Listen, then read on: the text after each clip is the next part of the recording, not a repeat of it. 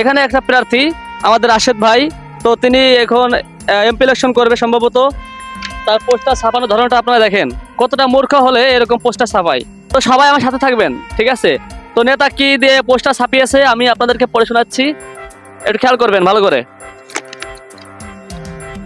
কতটুকু অশিক্ষিত হলে এভাবে লেখে, আমাকে ভোট দিন, আমি আপনাদের হাতে হেরিকেন পিছে বাইশ দিয়ে ছাড়বো। মূর্খ এবং দুর্নীতিবাজ জননেতা জনাব রাশেদ মিয়া, বাস মার খায় আপনার মূল্যবান ভোট দিয়ে, আর আমার এসব স্বল্প সময়ে কোটি কোটি টাকা খাওয়ার সুযোগ দিন।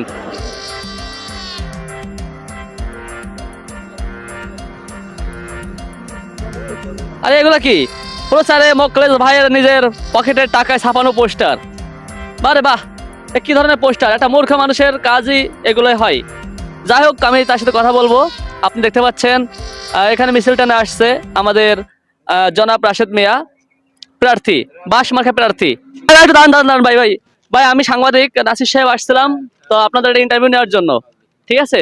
তো দর্শকবৃন্দ দেখতে পাচ্ছেন, আমি প্রার্থীর সাথে কথা বলবো, তার মতামত জানতে চাচ্ছি। আসসালামু আলাইকুম, ভালো আছেন আপনি? ওয়ালাইকুম আসসালাম, কি অবস্থা? আপনি ভালো আছেন? জি আলহামদুলিল্লাহ ভালো।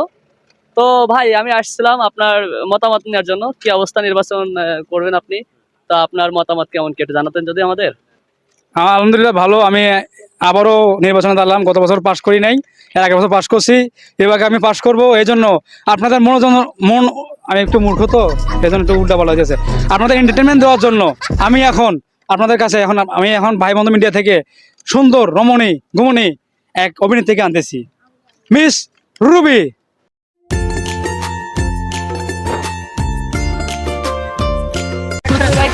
ছবি তুলে ভাই,